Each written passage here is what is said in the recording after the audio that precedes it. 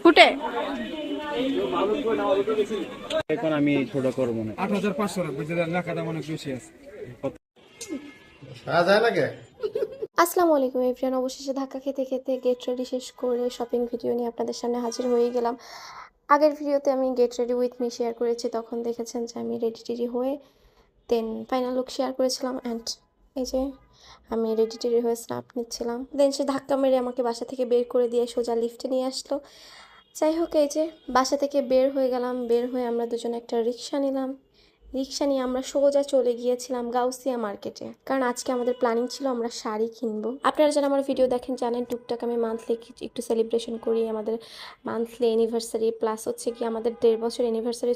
So ভাবলাম সে আমাকে তো মানে সারপ্রাইজ দিতে যে শুধু শুধু টাকা নষ্ট করবে, আর আমিও সেই কাজই করি। সো সারপ্রাইজ অনেক কিছু, এটা একদম কমন হয়ে গেছে আজকাল, মানে একটা কমন ব্যাপার। সো একটু আনকমন করা যাক, আমরা দুজনে প্রি প্ল্যান করে কিছু করি। প্রি প্ল্যান বলতে সে যে গিফট দিবে সেটা আমি নিজেই পছন্দ করে কিনবো, দেন হচ্ছে গিয়ে আমরা দুজনেই মানে উইদাউট এনি খরচ ছাড়া যদি পারা যায় একটা কেক কিনে দুজনে সেলিব্রেট করলাম, এটাই করব। যেইভাবে সেই কাজ দুজনেই বললাম, মানে তাকে আমি শেয়ার করলাম, সে বললো ওকে ঠিক আছে চলো, তাহলে তুমি কি কিনবা। দেন আমি বললাম যে এই টাকা ফালতু খরচ করার থেকে আমাকে শাড়ি কিনে দেন, আমার শাড়ি খুব ভালো লাগে। সো যেইভাবে সেই কাজ। সো আজকে প্ল্যান যেহেতু ছিল শাড়ি কেনার, তাই আমি তাকে বলতেছিলাম এই কালার কিনবো ওই কালার কিনবো, এই সেই বকবক করতে করতে, প্লাস প্রচুর জ্যাম ছিল।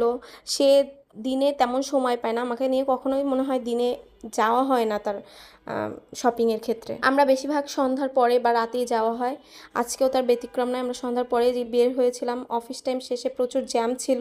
আর এই যে দেখেন আমার ফ্ললেস মেকআপ, আমি ওই যে মেকআপ করেছিলাম গেট রেডি উইথ মিতে, সো ওইটা একটু ভিডিও করতেছিলাম একদমই ন্যাচারাল ক্যামেরাতে। আই থিঙ্ক সামনে থেকে এর থেকেও বেসটা আরও সুন্দর এবং স্মুথ ছিল।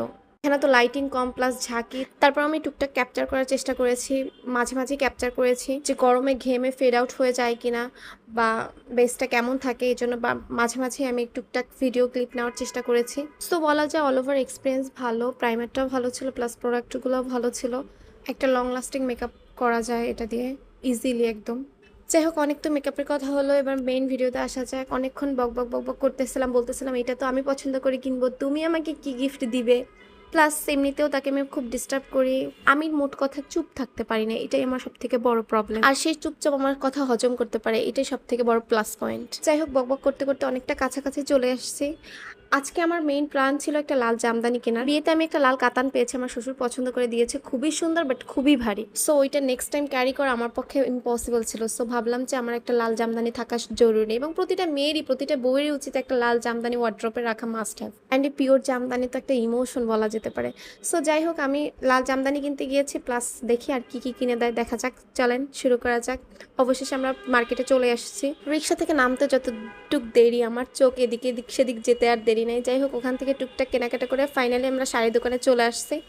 এত সুন্দর সুন্দর করে শাড়িগুলো রাখে এবং দেখায়, মানে সবগুলো ভালো লাগে। আর এর যে এর মুভমেন্টটা দেখছেন, এর দেখেও দেখতেছে না, এর কোনো কিছু ভালোও লাগতেছে না। বাট ব্যাপার না, পছন্দ আমি তাকে দিয়েই করাবো, কারণ তার পছন্দ অনেক ভালো। আমি দোকানে বসে পছন্দ করলেও বাসায় আসলে আমার আর পছন্দ হয় না, আর সে পছন্দ করলে ওইটা দোকানে বসে আমার অতটা পছন্দ না হলেও বাসায় এসে দেখি সবার পছন্দ হয়, আর আমারও অনেক পছন্দ হয়। এই জন্য আমি পছন্দের বেলায় কোনো রিস্ক নিই না। এখন লাল জামদানি পিওর জামদানি না পেয়ে দেন আমরা এইসব শাড়ির দিকে চোখ পড়লো, এবং তার পছন্দ হয়, দেন আমাকে 2টা শাড়ি কিনে দেয়। এইটা আমার একটা প্লাস পয়েন্ট ছিল, এই আশাই তো আমি ঘুরতেছিলাম। যাই হোক, ফাইনালি তারপরে আমরা আবারও সেই লাল শাড়ির খোঁজে। আজকে যাই হোক লাল জামদানি কিনে বাড়িতে যেতেই হবে।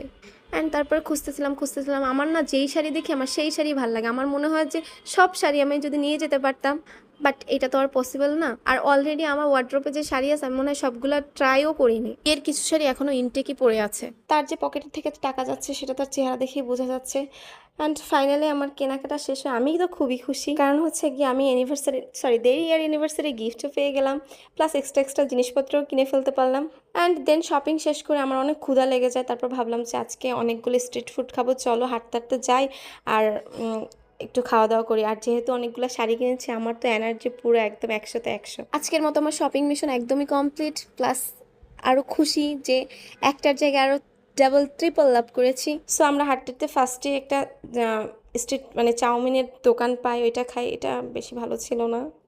দেন হচ্ছে গিয়ে যে স্ট্রিট বার্গার, এটা মোটামুটি ছিল, মানে পেটিস টাইপ অফ।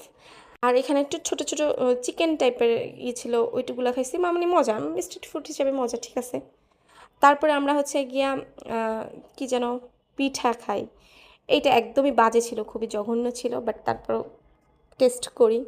বাজে যে ছিল এটা তো আর বুঝতে পারিনি, টেস্ট করার পরে বুঝতে পারি যে বাজে ছিল। দেন ফাইনালি ভাবলাম যে না, স্ট্রিট ফুড দিয়ে হচ্ছে না, এবার চলো আমরা আজ সাইডে কোথাও যাই, অনেক গরম, পুরো ঘেমে একাকার।